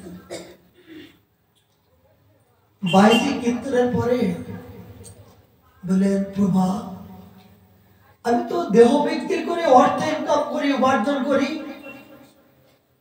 আর আমার মতো এই নগ্না নিকৃষ্ট দেহ দেখে আপনি কেন মূর্ছিত হলেন? তখন প্রভাত বললেন, আজ থেকে আমি তোমাকে গুরু বলে আমি হৃদয় ধারণ করলাম। চিন্তা করতে পারেন, একজন বাইজিকে তিনি গুরু বলে সম্বোধন করলেন কেন? বলে, আমি তোমাকে বাইজি দেখছি না, আমি তোমার ভিতরে দেখতে পাচ্ছি কি রূপে হেরেনু আমি আমার শ্রীমতী রাধারানী যেন তোমার ভিতর থেকে শক্তি সঞ্চার করেছে, সেই শক্তির বলে বলে আনে তুমি এইভাবে তুমি হেলিয়ে দুলিয়ে এই ভাবটুকু দেখা মাত্রই যেন আমি ওই ভাবান্তর হয়েছিল। আমি জানতে পারলাম যে তুমি এই জগতের কেউ নয়, তুমি আমার গুরু। প্রভাত প্রাণ গোপাল গোসাই পাদ এই বাইজিকে তার এই সে বাইজি আমার সর্বদেশী,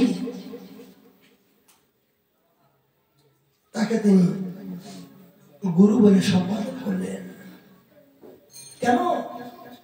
যে তোমার ভিতরে যে ভাব অনুভব, তুমি একজন দেহ বিকৃত হলো, তুমি যে গানটা যখন গাইছিলে ওই ভাবটা যে কি ছিল তুমি যা জানো না, কিন্তু আমি সেটা দেখতে পেলাম। সাক্ষাৎ তোমার ভিতর থেকে আমার শ্রীমতীর আবেশ হবার পরে এই ভাবটা জাগ্রত হয়েছিল। এই জন্য প্রভাতের সর্বপ্রথমে বাইজিকে তিনি গুরু বলে সম্বোধন করলেন।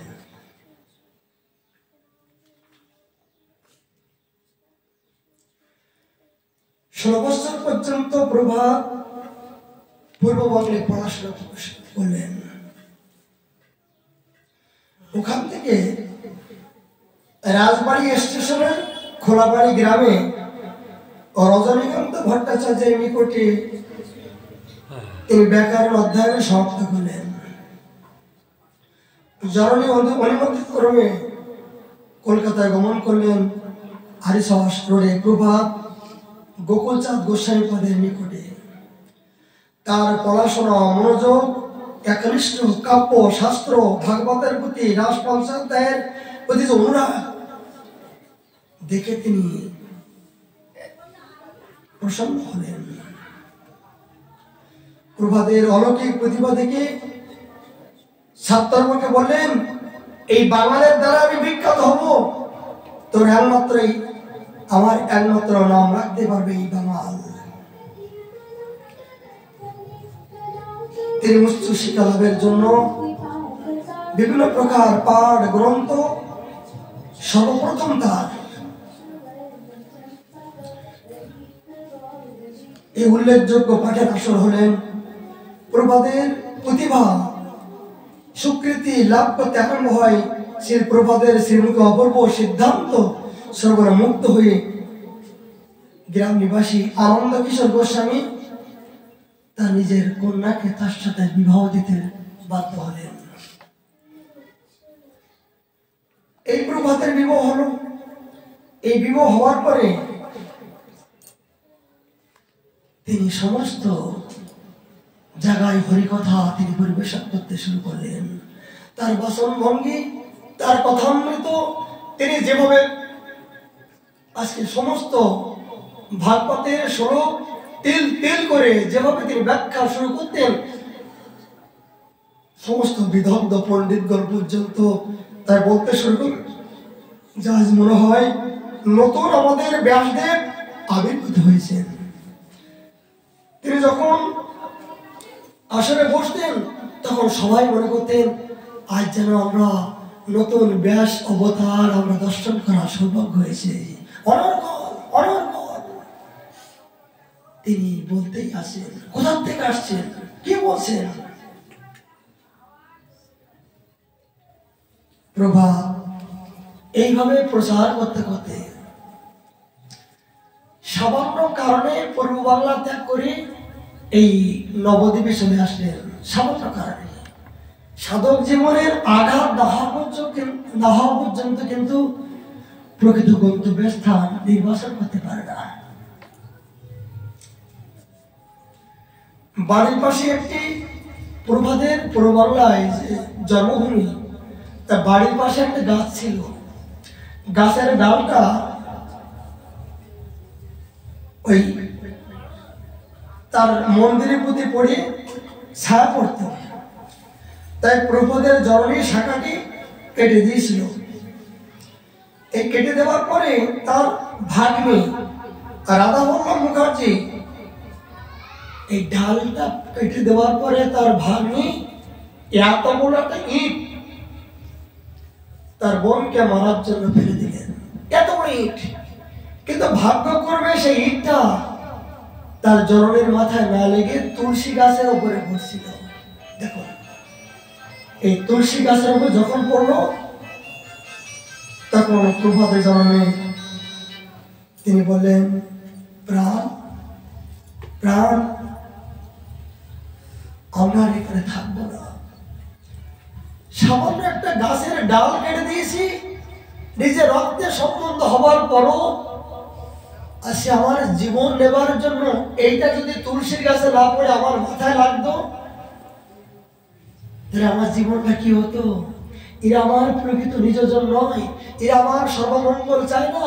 প্রাণ চল নবদ্বীপে যাই, নবদ্বীপে যেখানে যে ভিক্ষা করে খাবো, তবু আমি আমার নিজের জনের কাছে থাকতে চাই না।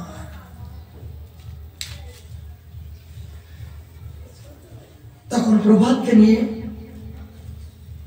নিঃস্বরিক্ত হয়ে খালি হাত হয়ে এই নবদ্বীপ থেকে আসলেন। তখন প্রভাত বলে, মাগো, নিজের সম্পত্তি সবকিছু রেখে চলে আসলাম মা, সব ফেলে তোমার কথাই এখানে আসলাম, এলাম। জানি না তোমার গোপালজির কি সেবা হবে, কি দিয়ে সেবা করবো। মা তো গ্রামের মানুষ, তিনি বললেন, আমরা এখানে আনছে, এখানকার মালিক গোরাচাঁদ, ওই এলাকার ভাষা। মা তো বসে, আমরা ইহানে আনছে, ইহানার মালিক গোরাচাঁদ, তিনি কারো দুঃখ দেওয়ার জন্য আরে না, তিনি যে সুকুমার। মাতা গোস্বামীর কথাগুলো যেন সত্যি সত্যি। প্রভাত নিজের মাকে তিনি গুরুকরণ করছিলেন। আমাদের পরিবারে দেখা যায় সমস্ত গোস্বামীর সন্তান মায়ের সাথে আশ্রয় নিয়েছে, মার কাছ থেকে সন্তান আশ্রয়, এইভাবে পরম্পরা চলে আসছে। সব গোস্বামী সন্তান। ঠিক মায়ের আশীর্বাদ প্রভাতের মাথায় লাগলো।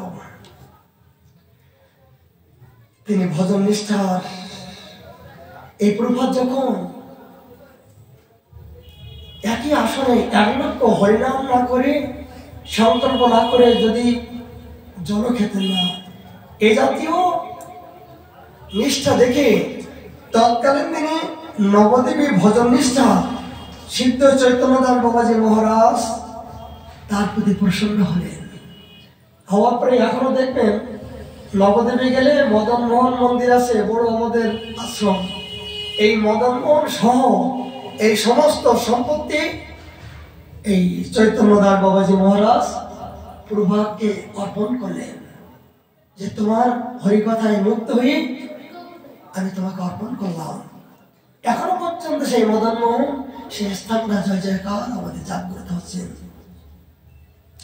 সেখানে নাম মন্দির তার দালান নির্মাণ করার জন্য শুরু করলেন। প্রভাত তার নিজে মায়ের নিকট থেকে দীক্ষা নিলেন, তার গুরুকে তার মা। কেন? মাকে তিনি তার জীবনের চেয়ে ভালোবাসতেন, প্রাণের চেয়ে ভালোবাসতেন। এখানে গুরু প্রসঙ্গে একটা প্রসঙ্গ চলে আসছে, শ্রবণ করুন। একটা প্রসঙ্গ চলে আসছে। একজন আমরা বলি নিম্ন জাতি ঋষি, মানে মুসি যাকে বলা হয়, তার স্বামী স্ত্রী দুজন গন্ডগোল করছে। করার পরে স্বামী স্ত্রীর প্রতি রাগ করে জঙ্গলে গেছে। জঙ্গলে যেতে যেতে হঠাৎ করে পরনে কাপড় ছিল, কাপড়টাও ছিঁড়ে গেছে। মানে কাপড়টাও ছিঁড়ে গিয়ে জঙ্গলে গিয়ে তিনি একা আছেন। ওই রাজ্যের রাজা এবং মন্ত্রী ওই বিকেলবেলা ঘুরতে ঘুরতে হঠাৎ করে ওই জঙ্গলের ভিতরে গেছেন। মন্ত্রী ধর্মপরায়ণ ছিলেন, রাজাও ধর্মপরায়ণ। মন্ত্রী বলে, রাজামশাই, আপনি তো অনেক ধর্মপরায়ণ, অনেক কিছু করেন, কিন্তু এখনো কিন্তু আপনার দীক্ষা হয়নি, এখনো কিন্তু আপনার গুরুকরণ করা হয়নি। তা গুরুকরণ না করলে কিন্তু আপনার জীবনে সব ব্যর্থ। গুরুকরণ করতে হবে, কোথায় পাবো গুরু? কিছু দূর যে দেখে যে ওই সাধু যে বউ যাকে ঝাঁটা মেরে, বউ যাকে লাথি মেরে, গালাগালি দিয়ে ধাক্কা মেরে বার করে দিয়েছে, সে আর ছেঁড়া কাপড় পরে জঙ্গলের মধ্যে যে বসে আছেন। মন্ত্রী বলেন, এই হলো তোমার গুরু, তাড়াতাড়ি প্রণাম করো, তাড়াতাড়ি প্রণাম করো। তাড়াতাড়ি প্রণাম করো। কি গো? আচ্ছা, ও জয় ওদের মন কি রাজামশাই সঙ্গে সঙ্গে তার চরণে প্রণাম করলো। ভালো করে শ্রবণ করো, এগুলো ভক্তমাল বলছেন। গুরু মহিমা কি সময় সংক্ষিপ্ত, অল্প সময়। একটা বইয়ে ঝাঁটা খেয়ে জঙ্গলে যে অনুরাগ করে আসেন, আর রাজা তাকে প্রণাম করে গুরু বলে সম্বোধন করলেন। উনি মনে মনে বলছে, ও বইয়ের ঝাঁটা খেয়ে আমি জঙ্গলে আসলাম, আর রাজা আমাকে প্রণাম করছে, কর কর দেখে আরো কি করতে হয়। তখন মন্ত্রী বলছেন, রে আমি যে প্রণাম করলাম, কিন্তু ছেঁড়া কাপড় কেন? তবে যারা ত্যাগী হয় তাদের ছেঁড়া কাপড় থাকে, তারা ভালো কাপড় চোপড় পরে না। ও তাহলে এই জাতীয় ত্যাগের লক্ষণ? হ্যাঁ। তারা কথা বলছে না কেন? বলে এগুলো মৌন ব্রত, যারা প্রকৃত ভজন করে তারা কারোর সাথে কথা বলে না, মুখ বন্ধ থাকে। বলে এগুলো সিদ্ধের লক্ষণ। ও তারা প্রণাম করো, চরণ ধরে মাখো। সঙ্গে সঙ্গে রাজা চরণ ধরে মাখতে শুরু করল। ও মনে মনে করছে যে মুখ খুললে তো আমি ধরা খেয়ে যাবো, মুখ আমি খুলবো না, দেখি কি করতে চাই। ওকে নিয়ে রাজামশাই ঘরের ভিতরে নিয়ে গেল, নিয়ে তাকে গুরু বলে সম্বোধন করছেন। যখন গুরু বলে সম্বোধন করছেন, তখন তার একটি কন্যা ছিল, অপরূপ সুন্দরী। ওই কন্যাটা গুরুদেবকে দেখে এত আসক্ত হলেন যে গুরু ছাড়া আর কিছুই জানে, বাবা আমি গুরুদেবকে ভালোবেসে ফেলেছি, সে যেন আমার জন্মজন আপনজন, আমি দীক্ষা নিতে চাই। গুরুদেবের কাছে গেলেন, কি মন্ত্র দিল জানি না। ওই মন্ত্র দেখো শ্রদ্ধা কেমন। গুরুকরণ করার আগে শ্রদ্ধা যদি গুরুর প্রতি না হয়, তাহলে সাক্ষাৎ ভগবান যদি সামনে এসে মুরলীমোহন বাঁশি নিয়ে দাঁড়িয়ে থাকে, তাকে কিন্তু আপনি চিনতে পারবেন না। আর যদি শ্রদ্ধা পরিপক্ত হয়, তাহলে কি হয়, স্তম্ভের মধ্য দিয়েও যে শ্রীহরি যে সাক্ষাৎ প্রকট হয়ে আপনার যে রক্ষা করবে, সেটাও আপনার জীবনে প্রকাট হয়ে যায়। তা যখন বললেন, বাবা আমি গুরুদেবকে ভালোবেসে ফেলেছি, গুরুদেব যেন আমার জীবনে জীবন। উনি মনে করছেন, জানি না, আমি তো বইয়ের লাথি খেয়ে ঝাঁটা খেয়ে জঙ্গলে এসেছি, আর এখন হয়েছে গুরু, আর তারপরও রাজার গুরু, তারপরে রানীর গুরু। এই বিধাতা ভাগ্যে যে কি আছে ঠিক নাই, পরিণাম যে কোথায় হবে ঠিক নাই। কিন্তু আমি যে মুখ খুলি, তাহলে তো বিপদের শেষ নাই। মুখ আমি খুলবো না, মুখ আমি খুলবো না, দেখি কতটুকু আমাদের উপাধি দেয়। রাজামশাই বললেন, গুরুদেব আপনাকে পাবার পরে আমি আনন্দ পেলাম, আমার কন্যাও আনন্দ পেল। আপনার করুণায় রাজ্যে একটু বিচরণ করতে চাই। আপনি যদি কৃপা করে সমস্ত দিকে দিক নির্দেশনা করেন, তাহলে আমার রাজ্যের সমস্ত প্রজাগুলো মঙ্গল হবে। উনি মনে মনে করছেন, এই রাজ্যের মধ্যে তো আমার বাড়ি, যদি আমার ঝাঁটা মারা ওই স্ত্রী যদি একবার দেখে ফেলে, তাহলে যে কি হবে ঠিক নাই। রথের উপরে বসালে যেতে যেতে সেই গ্রামে তার স্ত্রী হঠাৎ করে এসে হাজির। ওই মনে হচ্ছে আমার সে লোকটা, মনে হচ্ছে আমার সে লোকটা যাকে ঝাঁটা মেরে ঘরের থেকে বাইর করে দিয়েছি, সে আজ এখনো রাজপ্রাসাদে রাজার ওই সিংহাসনে বসে আছে। কিছু তো দেখানো উচিত। হঠাৎ করে সামনে যে রাজামশাই, রাজামশাই চলো চলো বলে, আমার একটা আর্জি। বলে কি আর্জি? আমি কিন্তু আপনার রাজ্যে প্রজা, আমার আর্জি। বলে কি? ওই যে লোকটা আপনি আপনার পাশে বসেছেন গুরু বলে, ওকে আমি গলা ধাক্কা মেরে নিচে নামাবো।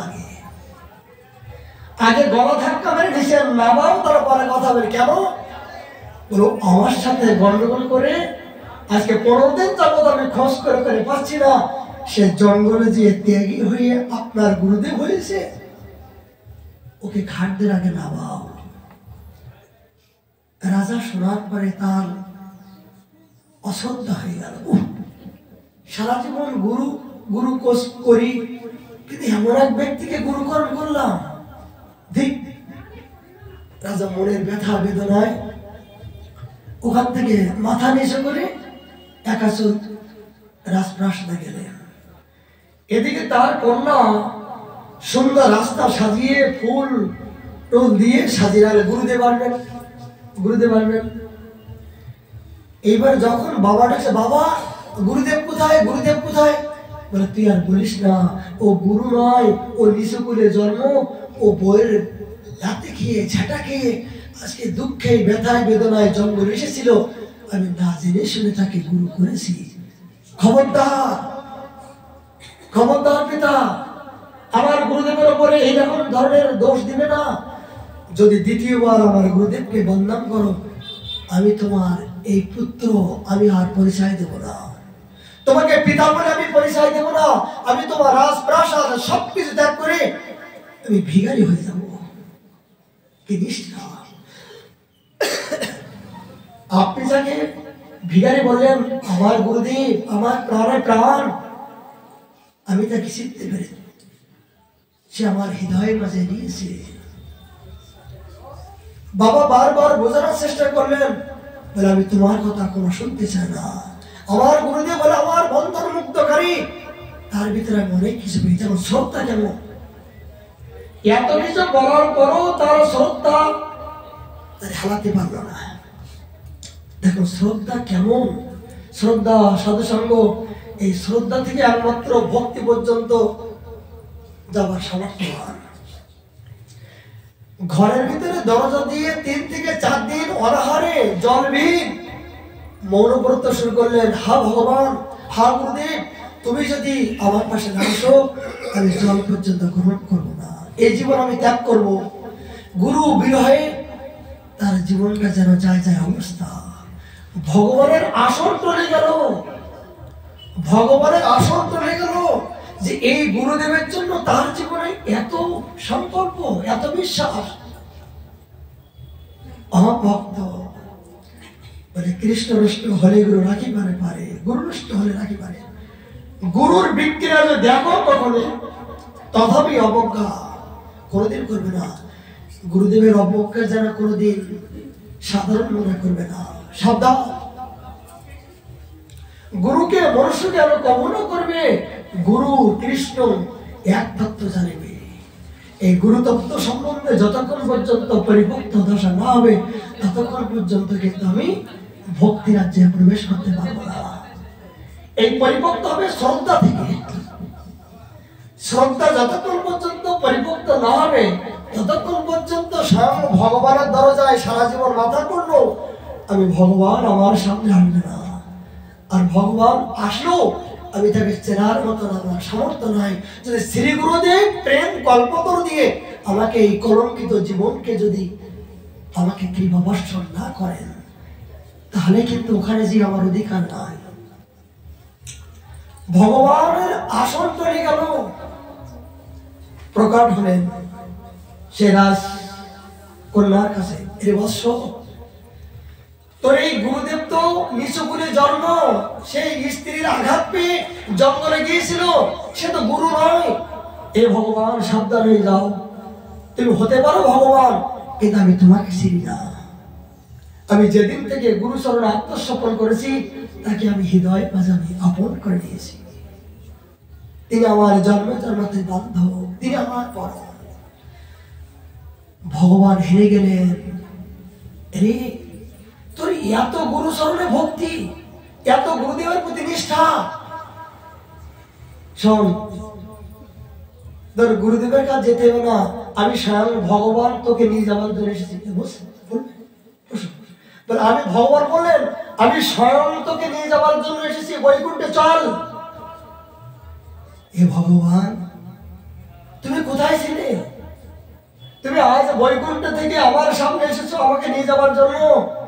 যদি আমি আমার গুরু চরণের প্রতি আসক্ত না হতাম, যদি আমার হা গুরুদেব গুরুদেব বলে 3 দিন 4 দিন ব্যাপী আমি অনাহারে না থাকতাম, এ ভগবান তুমি তো আসতে না।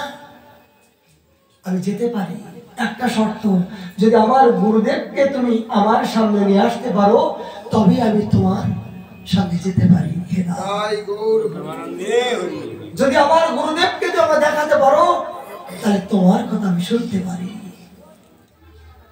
ভগবান বললেন, ও ভক্ত, এই জাতীয় জগৎময় দেখালেন, এই জাতীয় গুরুদেবের প্রতি যদি নিষ্ঠা জীবন হয়ে যায়, ভগবানও পরাজিত স্বীকার করে তার ভক্ত মানে এরা গল্প কথা নয়।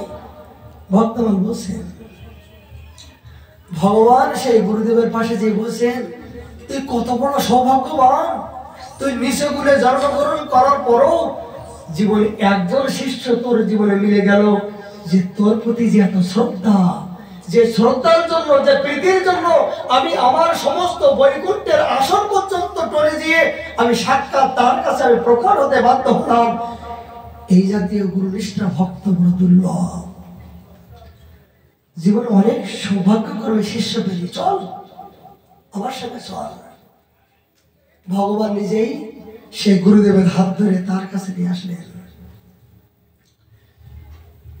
বলেন, এই না তোর গুরুদেবকে তোর সামনে নিয়ে আসছি, প্রসন্ন তো? বলে, হ্যাঁ না, আমার গুরুদেবকে যখন পেয়েছি জগতে, আমি তোমার কাছে যাব। আমার গুরুদেব আমার প্রাণে প্রাণ, তিনি আমার জীবনে জীবন। হ্যাঁ গুরুদেব, চক্ষু দান দিল যে এই জন্মে জন্মে পূর্বে সেই দিব্যজ্ঞান হৃদয় প্রকাশিত।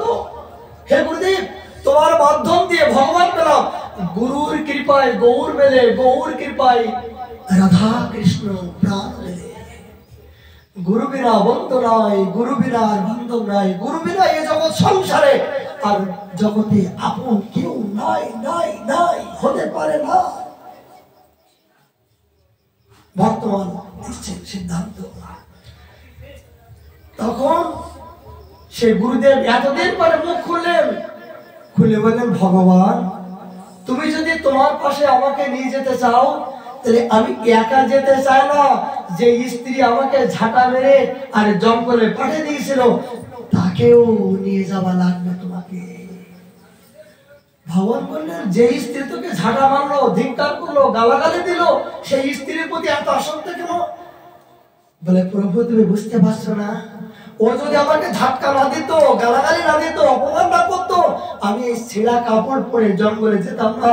আর জঙ্গলে গেছি বলে তবেই তো তুমি আমাকে দর্শন দেবার সৌভাগ্য পেলে। যে আর্য প্রেমে ধন করুণা প্রচুর। হ্যাঁ প্রভু, কোথায় গেল আচার্য ঠাকুর? যার করুণায় তোমাকে পেলাম, যার করুণায় তোমার ধামকে পাওয়ার মতন সৌভাগ্য পেলাম, তাকে যদি আমি ফিরে দেই, তাহলে আমার মতন হতে পারে আমার শত্রু? সে আমার শত্রু নাই, বন্ধু, কারণ তার করুণায় তো তোমাকে পেলাম। তাহলে আমার কি সামর্থ্য ছিল? আমি নিচু করে আমার জন্ম, এমন কোন সাধন নাই, ভজন নাই, সাধ্যবস্তু নাই, কিন্তু তার অনুরাগে তিনি আমাকে অপমান করছিল, সেই অপমানে অনুরাগ হয়ে আমি জঙ্গলে গিয়েছিলাম। আর সেই জন্য তো আমি তোমাকে পেলাম প্রভু। আমি কেমন করে তাকে ছেড়ে রেখে যাই? এগুলো ভক্তগণ আমাদের কি শিক্ষা দিচ্ছেন? আদর্শবান। যদি জীবনে কারো গন্ডগোল থাকে, তাহলে ভক্তবান পড়ো। ভজন জগতে যদি কারো জীবনে গন্ডগোল থাকে, এই ভক্তমান ভক্তের চরিত্র না দেখা পর্যন্ত তার জীবনে গন্ডগোল যাবে না, যাবে না, যাবে না, সারা জীবন গন্ডগোলই থাকবে। ভক্তমান শুনলে কি হয়, যে নিজের ভিতরে যে গন্ডগোল থাকে, অজ্ঞানতা থাকে, অজ্ঞান ভাবে মনে করছে যে আমি বড় দুঃখী, আমার মতো দুঃখী কেউ নাই। কিন্তু ভক্তের জীবনে যখন শুনবো, তখন মনে, ও আমার সীমিত জগতে আরো অনেক বড় দুঃখী আছে, তাহলে ও চেয়ে প্রভু, হে রাত, ও চেয়েও আমি অনেক সুখী আছি, কেন আমি তোমার নাম করবো না, কেন ভজন করবো না? তবেই ভজনের আকাঙ্ক্ষা জাগে, তবেই ভজনের উৎকণ্ঠা জাগে, তবেই জীবনের দুঃখগুলো নিজেকে হজম করতে ইচ্ছা হয়। এই জন্য জীবনে যদি কোনো গন্ডগোল থাকে, আগে ভক্তমান পড়ো। এই ভক্তের জীবনে যতক্ষণ পর্যন্ত আপনি ভিতরে না প্রবেশ করতে পারবেন, হয়তো ভক্তি রাজ্যে প্রবেশ করতে পারবেন না। সময় তো চলে গেল, মনে হয় অনেক সারাদিন বললো যেন আর উদ্ধার হয়, কিন্তু সময় তো কারোর জন্য অপেক্ষা করছে না। অনেক দৃষ্টান্ত চলে আসে, সিদ্ধান্ত চলে আসে, কিন্তু পোড়া কপাল। ঠিক প্রভাদের জীবনে তার মাতাকে তিনি গুরুরূপে বরণ করছিলেন, এবার মাকে সেই গুরু জ্ঞানে যেভাবে শ্রদ্ধা করছিলেন, মহাপ্রভু করুণা হলে আমরা আগামীকাল আবার প্রভাত প্রাণ গোপাল গোসাই বা চরিত আমাদের জীবনে চিরবন্দনীয়, চিরপ্রণম্য। এ জাতীয় মহাপুরুষের ভক্তের জীবনী না শুনলে আমাদের জীবনে ভজন পথে আমরা অনেক ভুল করব, অনেক ভুল করব। আমাদের সৌভাগ্য হয়েছে যে তার করুণায় তার কথামৃত শ্রবণ করার মতন আমরা মহাপ্রভু করুণা হলে আগামীকাল আমরা এই কথামৃত শ্রবণ করবো। আজকের মতন বিশ্রাম। আমরা একটু রাধাকুণ্ড পরিক্রমা করবো, কৃপা করে আপনারা থাকবেন। দিদি কৃপা করে বালভক্ত অবস্থা দেখছেন, মানে ভক্তের কি বাসনা যে প্রতিদিন যে সেবা করার জন্য আমরা তৈরি হয়েছি। সেবার জন্য যদি কেউ সংকল্প করে, ভগবান বলছেন আমি তার জন্য কত কিছু করি, এ ভক্ত তোরা জানিস না। একবার করে দেখুন না, গুরু বৈষ্ণব ভগবানের সুখের জন্য করে দেখুন না, এইটুকু দেবেন আর ভগবান এইটুকু এত বড় দেওয়ার জন্য তৈরি আছে, কিন্তু মন তো দিতে চায় না, কপট মন, ছল মন, এত কিছু দিন গেল। এটা আমাদের সৌভাগ্য। কই নিয়ে এসো তো, ভোগ লাগা দিই। মহাপ্রভু করুণা হলে আমরা আগামীকাল 4টা থেকে আপনাদের সামনে হরি কথা পরিবেশন করবো। আজকের মতো বিশ্রাম। জয় জয় রাধে কৃষ্ণ গোবিন্দ, জয় রাধে কৃষ্ণ গোবিন্দ, রাধে গোবিন্দ, রাধে গোবিন্দ, রাধে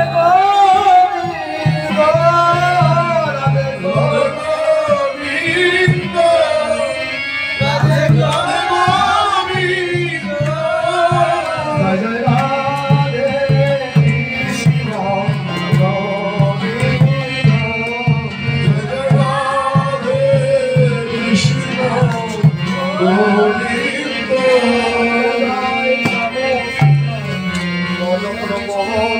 বৃন্দাবন চন্দ্র, জয় জয় সুন্দর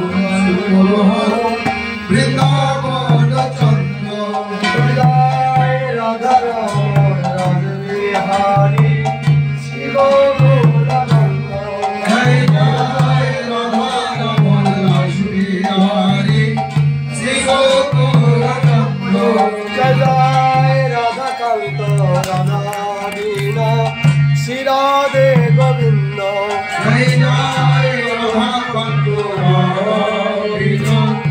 শ্রীরাধে গোবিন্দ, জয় জয় রাসেশ্বরী বিনোদিনী রায় ভানুকুল চন্দ্র, জয় জয় রাসেশ্বরী বিনোদিনী রায় ভানুকুল চন্দ্র, জয় জয় ললিতা বিশাখায়াদি যত সখীবৃন্দ, জয় জয় ললিতা বিশাখায়াদি যত সখীবৃন্দ, জয় জয় শিবমঞ্জরি আদি মঞ্জরি নানন্দ, জয় জয় শিবমঞ্জরি আদি মঞ্জরি নানন্দ, জয় জয় পুণ্যবাসী পুণ্যদাতা আরো বীরবৃন্দ, জয় জয় পুণ্যবাসী পুণ্যদাতা আরো বীরবৃন্দ,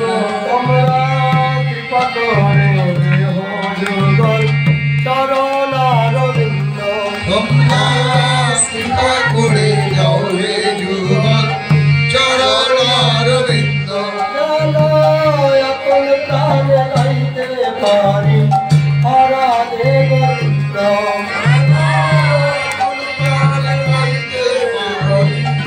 আরাধে গোবিন্দ, জয় রাধে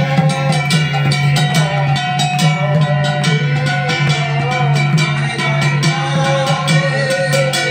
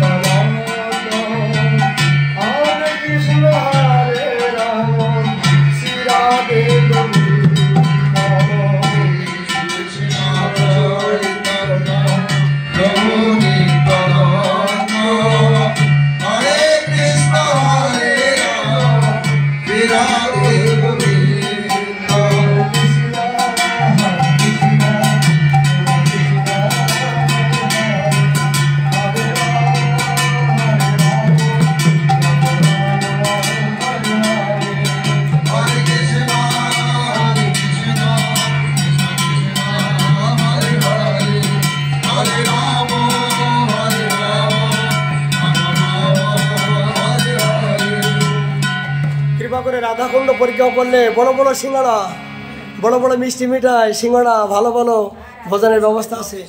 এই সুযোগ কিন্তু ছাড়লে হবে না। জয়